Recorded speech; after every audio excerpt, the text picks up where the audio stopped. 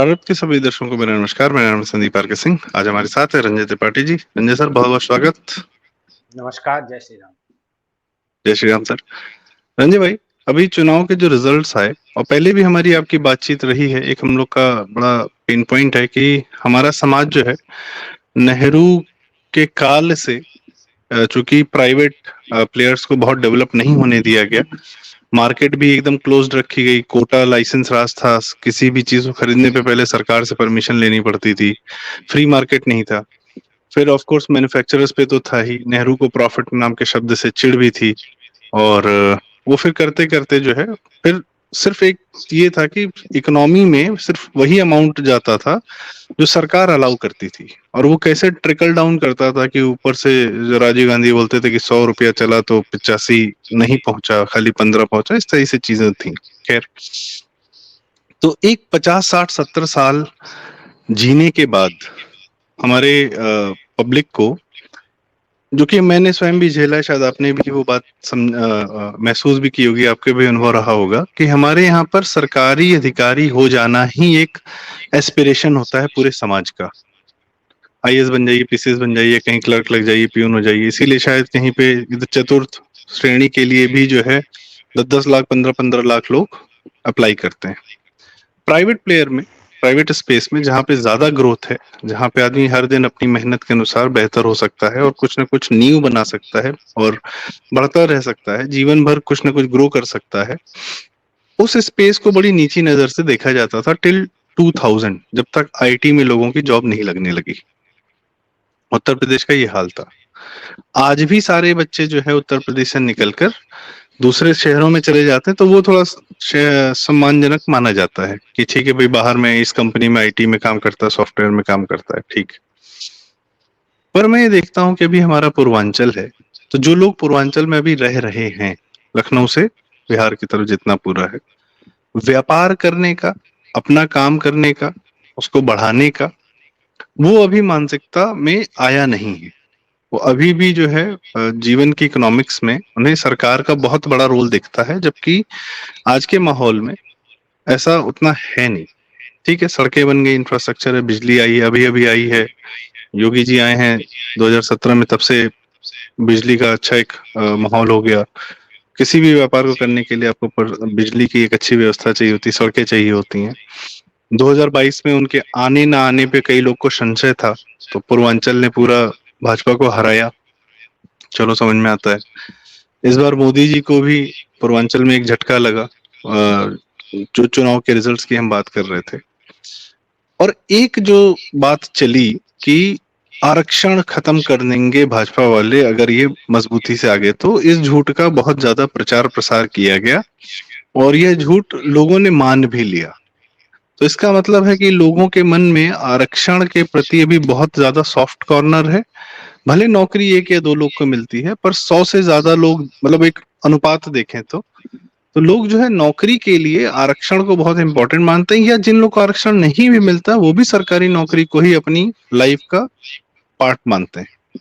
ऐसा अगर हम ये मान के चलें कि आरक्षण के प्रति लोगों का जो सॉफ्ट कॉर्नर था, उसके प्रति जो झूठ फैलाया गया, उससे भाजपा का नुकसान हुआ।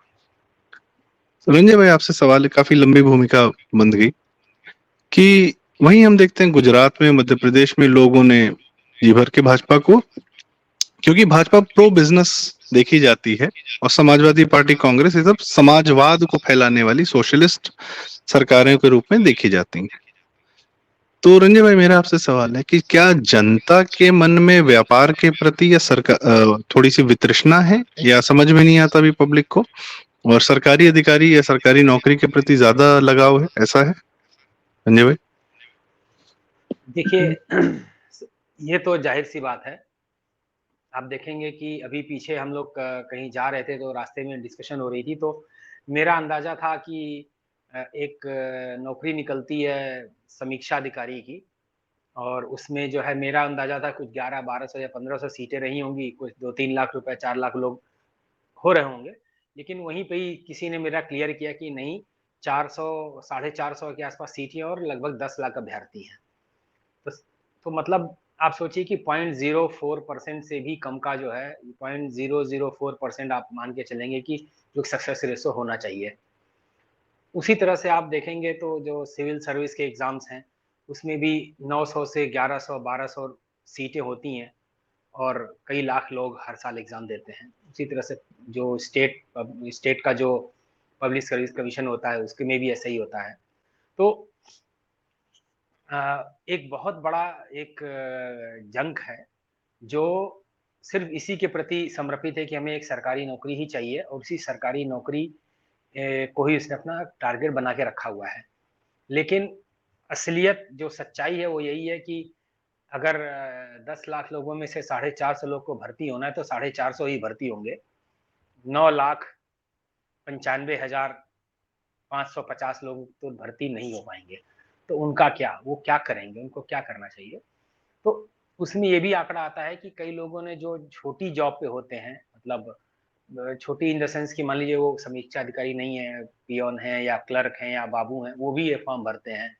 जो अन्य कई प्राइवेट सेक्टर में भी जॉब कर रहे थे, तो वो भी ये फॉर्म भर देते हैं। तो मतलब वो थोड़ा ऊपर का माना जाता है।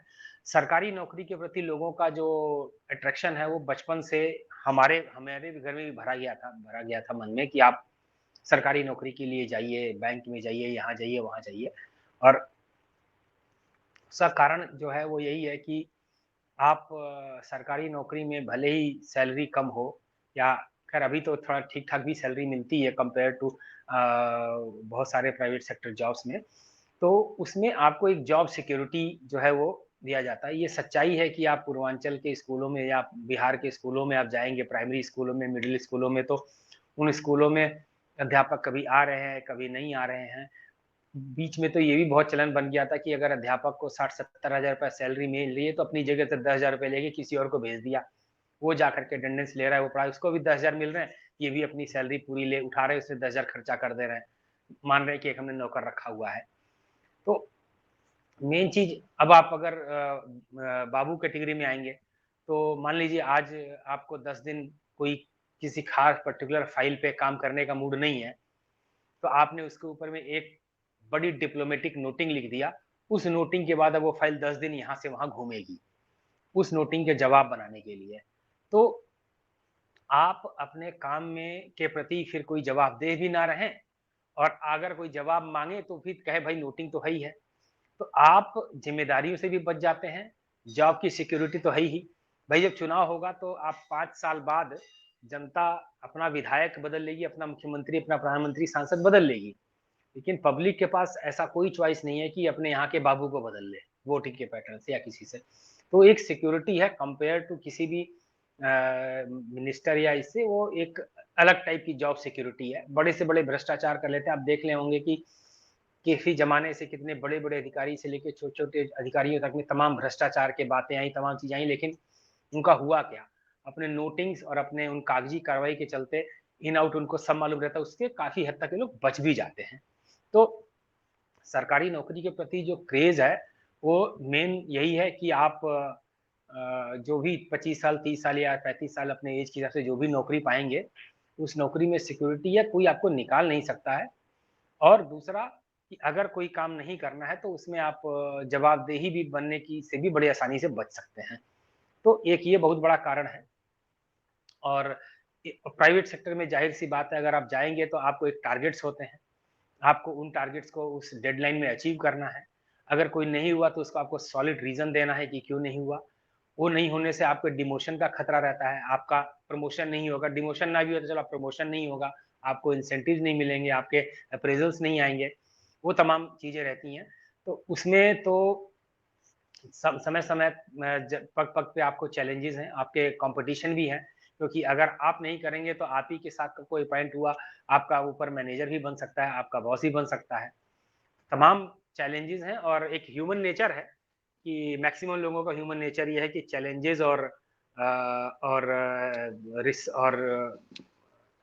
रिस्पॉन्सिबिलिटी के साथ में एक आपको आंसर देने का जो रिस्पॉन्सिबिलिटी उससे लोग भागते हैं और उसके लिए सबसे बड़ा और सबसे आसान माध्यम होता है जो सरकारी नौकरी।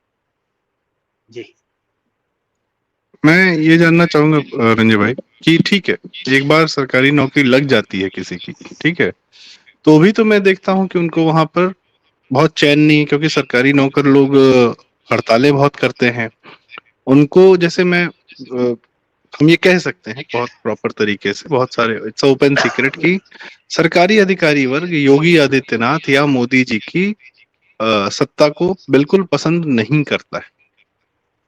ये इक्का दुक्का कुछ ही लोग होंगे जो लोग पब्लिक डीलिंग करते हैं, पुलिस वुलिस, हो सकता है कुछ लोग हों जिनको इनकी सरकार अच्छी लगती हो, पर किन्हीं कारणों से, क्योंकि अकाउंटेबिलिटी नहीं, जो आपने पूरा एक विस्तार दिया कि सरकारी नौकरी में अकाउंटेबिलिटी उतनी नहीं होती है। कहने को तो होती है, सस्पेंशन के कारण होते हैं, होते हैं, वो होते हैं, कारण बताओ दिस दैट, पर एक्चुअली प्रैक्टिकलिटी में वो अकाउंटेबिलिटी कहीं होती नहीं है। प्रॉपर ऑडिट हो कि क्या परफॉर्मेंस है, क्या आप कर रहे हैं, क्या आप, हम अपने शहरों की हालत देखते हैं, तो शहरों की हालत में बहुत बड़ा तो जो बदतर होती जा रही है उसमें सरकारी अधिकारियों का ही, मैं सरकार सरकार और सरकारी अधिकारी में फर्क है। आप राजनीतिक नेतृत्व तो बदल सकते हैं जैसा आपने कहा कि, पर हम अपने इलाके के नगर निगम का बाबू नहीं बदल सकते।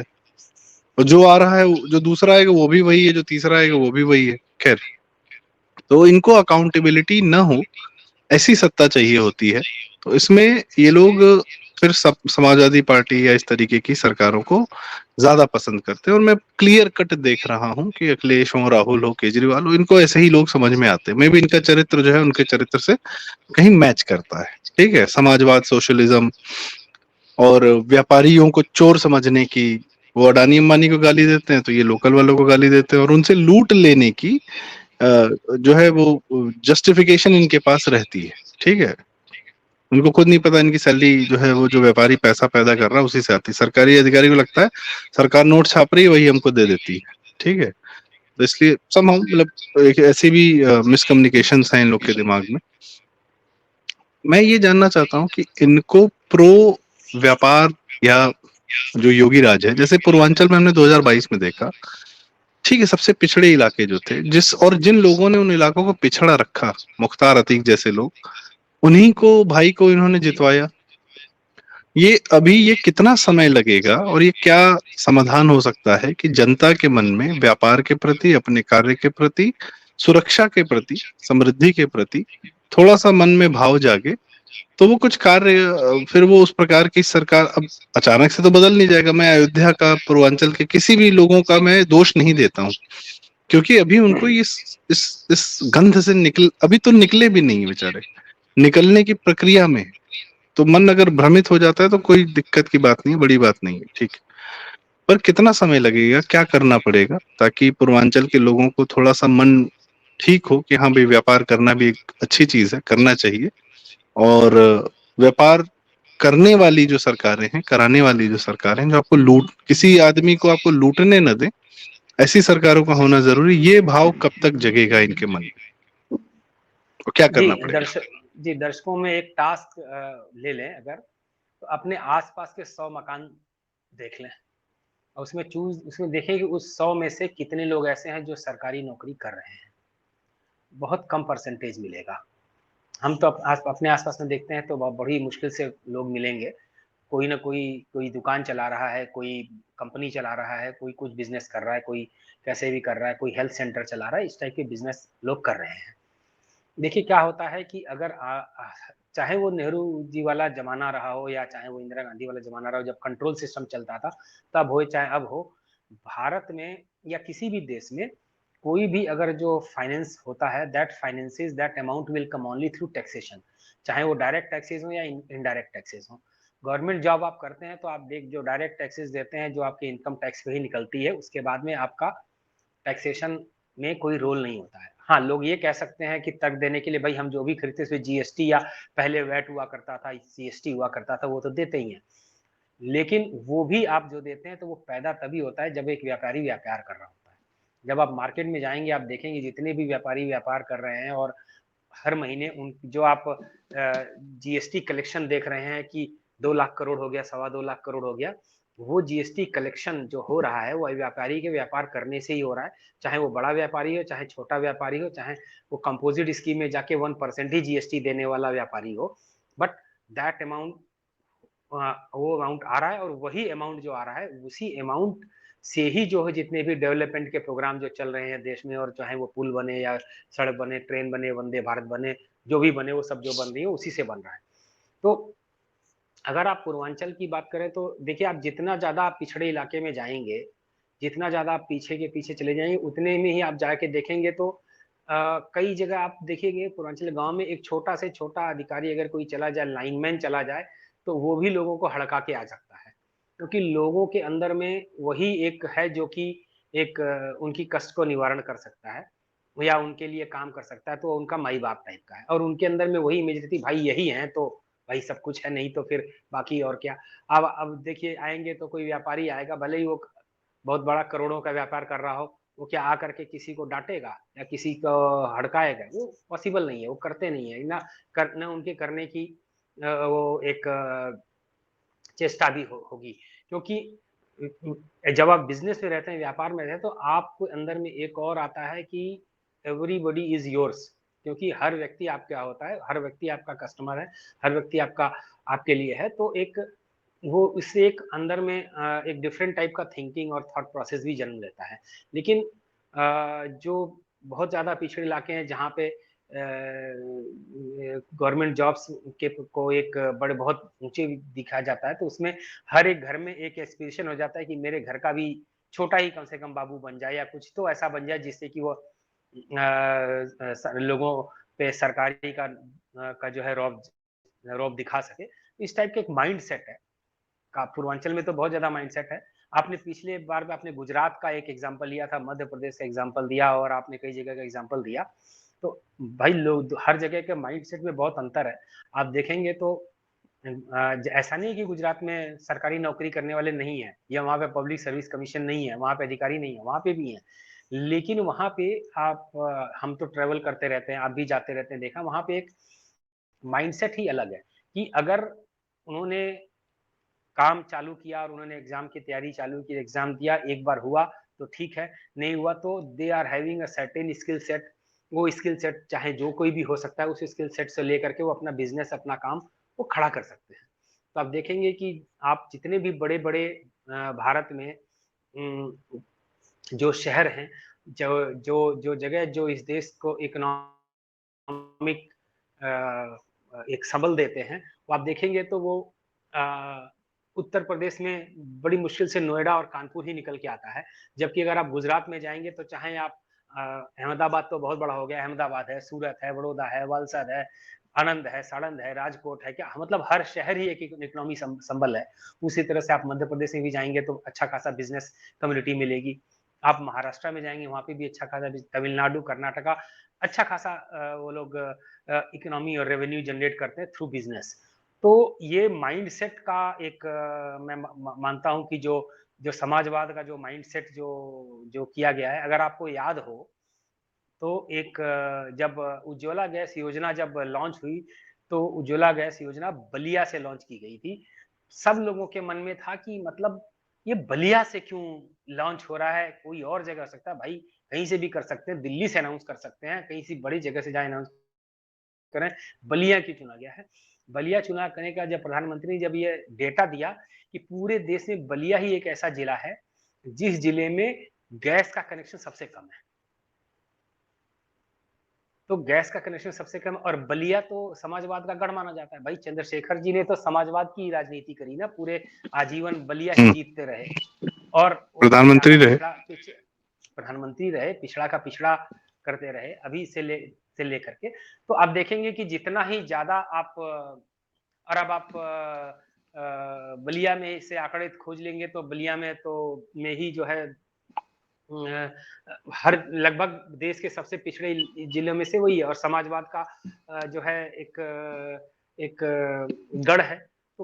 तो जहाँ पे जितना ज़्यादा पिछड़ापन, जितना ज़्यादा इस टाइप की जो समाजवाद टाइप की जो बकवास सी बात होती है, सोशलिज़्म की जहाँ बकवास है, वहाँ पे ज़्यादा पिछड़ापन होता है और वहाँ पे इसलिए इस टाइप की चाहत की कि हमको कम जवाबदेही वाले ज़्यादा कम काम करने वाला या इस टाइप का काम करने का जो मानसिकता होती है, वो ज़्यादा होती है। तो आप देखेंगे ये सच्चाई है और इस सच्चाई से आप मुंह नहीं मोड़ सकते हैं और आप जो ने जो बोला जी, ये कब बदलेगा, इस बदलने के लिए एक माइंडसेट बदलना पड़ेगा और माइंडसेट बदलने के लिए आपको मालूम है कि जनरेशंस लगती हैं, इतना आसान नहीं है माइंडसेट बदलना। माइंडसेट यही कारण है कि आप देखेंगे तो पूर्वांचल जो है लगातार जो है बिजनेस को बढ़ावा देने वाली जो एक गवर्नमेंट है उसको उसका साथ नहीं दे रहा है, क्योंकि उनका माइंडसेट है, they just want to do that. माफियागिरी करने वालों को वो ज्यादा प्रेफर कर रहे हैं। खैर, इसमें एक सवाल और है संजय भाई, और उसके बाद मैं चाहूंगा कि हम इस वीडियो का समापन करें कि अगर मैं अपना नॉर्मल डेली जीवन देखता हूँ, किसी का भी कोई भी आदमी अपना डेली जीवन देखे, तो जो सबसे ज्यादा चीजें वो इस्तेमाल कर रहा है जिससे उसकी लाइफ आसान हो रही है, बेहतर हो रही है, वो प्राइवेट सेक्टर के द्वारा उसको दी गई है। और अगर मैं एक बात, जैसे मैं बात करूं पानी की, अगर मैं सरकार के द्वारा पिए दिए गए पानी पर निर्भर हूं, तो मैं शायद मुझे पानी नसीब नहीं होगा। दिल्ली में हम हालात देख रहे हैं। पर हम प्राइवेट सेक्टर के द्वारा, मान लीजिए बोरिंग के पंप्स हो गए या कोई भी चीजें हो गई या आरओ हो गया, तो उससे हमारे पानी की समस्या का समाधान हो जाता है। ठीक है। और चूंकि हम अब वाटर रिच एरिया में रहते हैं, तो हम बोरिंग करके पानी निकाल सकते हैं। कई लोग कहते हैं कि नहीं नहीं, बोरिंग नहीं करनी चाहिए, तो भाई ठीक है, वो उस ज्योग्राफी के लिए है जहां पर पानी की कमी है। पर हमारे यहाँ पानी अधिकतम है, इतनी नदियां बह रही हैं, जमीन के नीचे भरा पड़ा है, वी शुड डू इट। हाँ, उसके हम आगे क्या करना चाहिए वो एक अलग मैटर है। मैं देखता हूँ जब तक सड़कें सिर्फ और सिर्फ सरकार के हाथ में थी बनाने के लिए, तब तक सड़कें नहीं बन रही थी। अटल जी आए, उन्होंने कंसेप्ट लाया, गोल्डन क्वाड्रिलेटरल उनको बनवाना था, तो उन्होंने कहा कि टोल से भी आप वसूली करेंगे और सड़कें अपना पैसा स्वयं पैदा करेंगी। तो जैसे ही सड़कों में एक प्रॉफिटेबिलिटी आ गई, आप देखिए क्या बेहतरीन हाईवेज और एक्सप्रेस हाईवेज का जाल बिछने लगा। बिजली की व्यवस्था पूरी तरह सरकार के हाथ में है, कुछ इलाकों में नहीं है। ट्रांसमिशन प्राइवेट हाथ में है, जनरेशन सरकार के हाथ में है। यूपी वगैरह में ट्रांसमिशन और जनरेशन सब जो है सरकार के हाथ में है। तो हम ये देखते हैं कि बहुत ज्यादा फर्क दिखता है हमको कि किस प्रकार की सर्विसेज जब सरकार देती है तब देती है। एक आखिरी उदाहरण, और जब फोन बंट रहे थे, जब सरकार फोन बांट रही थी, लैंडलाइन फोन या जब जो भी उस समय टेक्नोलॉजी थी, तो उस समय एक एक फोन लेने के लिए 2-2 3-3 साल 4-4 साल एक फोन वॉज अ लग्जरी। और ये मैं 92-93 की बात बता रहा हूँ सर। मतलब आप सोचिए 6-7 10 7-8 साल के फर्क अंतर में क्या हुआ है। 92-93 तक टेलीफोन लाइन लगवाना अपने आप में बहुत बड़ी लग्जरी होती थी, क्योंकि ये मेरा व्यक्तिगत अनुभव है। छोटे थे हम लोग। सन 2000 आते आते 2001 आते आते रिलायंस के मोबाइल फोन हाथों हाथ गली गली में थे सबके पास। धीरूभाई अंबानी जो लेकर आए थे, कर लो दुनिया मुट्ठी में। तो जब प्राइवेट उतरता है तो आप देखते हैं कि सबके पास सारी सुविधाएं पहुंच जाती हैं। जब सरकार दे रही होती है तो वो चीज बात जो है पहुंच ही नहीं पा रही। चाह के लोग बहुत विकास करना चाह रहे हैं, कर नहीं पा रहे हैं। तो क्यों नहीं हमको जो है थोड़ा प्राइवेट, हाँ रेगुलेट करिए, पर प्राइवेट सेक्टर को और बेहतर करने और ज्यादा उसको रिस्पॉन्सिबिलिटीज देने का कार्य करिए। ऐसा नहीं होना चाहिए रंजय भाई जी। आपने भी एग्जांपल दिए, कुछ एग्जांपल मैं भी दे देता हूँ। टेलीफोन से ही बात करते हैं। भारत में एक सरकारी उपक्रम था जिसका नाम था आईटीआई, इंडियन टेलीफोन इंडस्ट्रीज। आप देखेंगे उन्होंने जो आईटीआई एक इतने जगह पे है, रायबरेली में है, आपका मनकापुर में है, आपका हैदराबाद में था, मतलब कहाँ कहाँ आईटीआई की फैक्ट्री नहीं थी। और उस आईटीआई के पास ऐसा कौन सा उस जमाने का मॉडर्न मैन्युफैक्चरिंग सेटअप और मैन पावर नहीं था। इतना बड़ा रिहायशी कॉम्प्लेक्स, इसके बाद इतनी बड़ी इंडस्ट्री, इतना बड़ा मैन्युफैक्चरिंग सेटअप, सब कुछ था, लेकिन वो एक काले का चोंगा डायलिंग वाला फोन के अलावा उन्होंने खुद का डिजिटल फोन भी नहीं बनाया। डिजिटल फोन का जब आया वो बटन दबा करके करने वाला, तो बीएसएनएल वो आईटीआई से फोन लेती थी, और आईटीआई क्या करती थी, वो चाइना से मंगा लेती थी और उस पर आईटीआई लिख करके लोगों को बांट दिया करती थी। मतलब ना कोई आरएनडी, कहने को सबको सबका एक आरएनडी डिपार्टमेंट था, आरएनडी में इंजीनियर्स काम करते थे, आरएनडी में साइंटिस्ट काम करते थे, लेकिन कोई डेवलपमेंट उसमें नहीं हुआ। और उसका उदाहरण क्या हुआ, आईटीआई बंद हो गई। और अगर आपको याद हो तो जब रिलायंस ने मोबाइल लॉन्च किया था 501 रुपए में, तो उस समय पे वो था सीडीएमए, जिसको बोला था 3G CDMA, third generation CDMA mobile phone. समाजवाद के जो पहरुआ हैं, जिन्होंने समाजवाद का जो झंडा उठा रखा है, वही 501 रुपया का मोबाइल खरीद करके उसी 501 रुपए के मोबाइल पे गाली देते हुए 3G सीडीएमए का फुल फॉर्म रखा था, तीन गुजराती चोर, धीरू, मुकेश और अनिल, अगर ध्यान हो आपको। मानसिकता, दिस इज माइंडसेट, वो माइंडसेट होता है। एचएमटी का उदाहरण आप और ले लीजिए कि हिंदुस्तान मशीन टूल्स घड़ी बनाती थी, वो कहाँ है आज? वही एक हाथ में बांधने वाली घड़ी, डायल वाली, चाबी भरने वाली से आगे बढ़ नहीं पाए। और कुछ दिनों पहले हम लोग कुछ साल पहले जब एचएमटी के फैक्ट्री के पास से गुजर रहे थे, तो वहाँ के जो गाड़ी वाले थे उन्होंने बताया कि उस फैक्ट्री के पीछे से एक नहर जाती थी, पानी का जाता था, तो एम्प्लॉइज वहाँ के घड़ियों के पार्ट जो है ना उठा करके पोटली में बांध करके उस पार फेंक दिया करते थे, और छुट्टी के बाद में बाहर जाकर के वो पीछे से उसको, उनके लोग होते थे उनसे वो ले लिया करते, फिर वो पार्ट्स घड़ी साज में और बाहर बाहर स्मगल हो जाता। तो इस तरह से करके वहाँ के R&D डिपार्टमेंट ने और वहाँ के प्रोडक्शन डिपार्टमेंट और वहाँ के लोगों ने काम किया, और एचएमटी का घड़ी नाम का आज कोई नाम लेवा नहीं है, जबकि देयर वाज एवरीथिंग। और आज वही आप देख लीजिए प्राइवेट लखनऊ सेक्टर में में घड़ियों का लखनऊ में कितना अपट्रॉन था टाइम। सर, हाँ, टीवी बनाता था। तो तमाम, तो हाँ, तो वो भी जो है उस पिक्चर ट्यूब वाले स्क्रीन से आगे बढ़ नहीं पाए, एलसीडी एलईडी R&D बढ़ नहीं पाए, समाप्त हो गए, खत्म हो गए।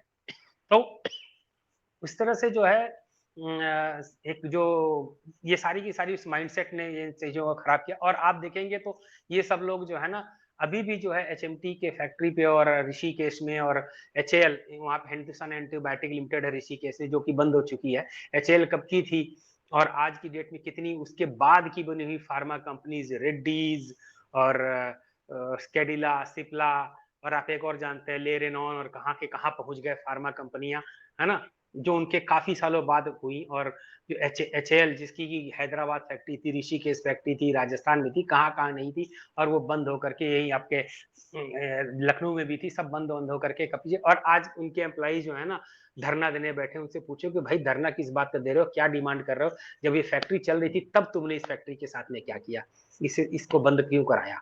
उसका कोई जवाबदेही नहीं है, जवाबदेही नहीं है, बट डिमांड इज देयर।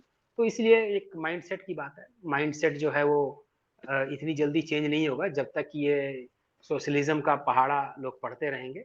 और मुझे तो लगता है कि इस तरह का माइंडसेट चेंज करने में जनरेशंस लगती हैं, और जब तक कि जनरेशंस को लोग अपने नहीं सुधारेंगे, ये इसमें बदलाव बहुत मुश्किल लगता है आने वाले समय। जी, सही बातें हैं। और मुझे तो लगता है कि हिंदुत्व जैसी बड़ी फोर्स भी जो है जातियों के आगे नहीं हारती है, पर वो समाजवाद के आगे थोड़ा बहुत उस पर असर पड़ता है, नेगेटिव असर पड़ता है। और शायद यही कारण है कि रायबरेली अमेठी के लोगों को राहुल गांधी, जो पिछड़े रखे गए, जिनको सदैव सरकार पर ही आश्रित रखा गया, उन्हें आज भी उन्हीं उसी सरकार में उसी राजा जो दिल्ली से उतरेगा उसी पे उसको अपनी उम्मीद दिखती है। जी रंजित जी। अगर आपको ध्यान हो तो सन 2012, 13, 14 या 15 तक जब हम लोग जाते थे रायबरेली, तो गाड़ी ऐसे ऐसे सड़कों पे चलती थी, रायबरेली की मेन सड़कों पे, ये गड्ढा नीचे, ये गड्ढा ऊपर। मेरे पास मारुति 800 हुआ करती थी, हमको लगता था कि हम इसके नीचे गुजर रहे हैं, ऊपर आते थे सामने से कोई बड़ा आ न जाए कि डिबिया से लेकर के कहाँ आगे आदमी अचानक से। और अब देखिए सड़कें क्या है। तो बट ठीक है, टोल ओके, टोल लोग हैं। वसूल रही है ना, इसलिए ठीक हो जा रही है। ठीक लोग सर, हैं। ठीक है, जनता है, लोकतंत्र है, इसी जनता के साथ हम रहते हैं। यही जनता 2014 भी दी है, यही जनता 2017 भी दी है, 2019 भी दिया, 22 भी दिया, आगे देखते हैं क्या क्या देगी। तो रंजन भाई, अपना जी, जानकारी, अपनी अनुभव साझा करने के लिए, अपने विचार साझा करने के लिए बहुत बहुत धन्यवाद। और दर्शकों से रिक्वेस्ट, आज थोड़ा शायद साउंड में इशू लगा होगा, पर कोई बात नहीं, और सुधार लेंगे हम। रिक्वेस्ट बस इतना, कृपया वीडियो लाइक करें, शेयर करें, चैनल जरूर सब्सक्राइब करें। नमस्कार।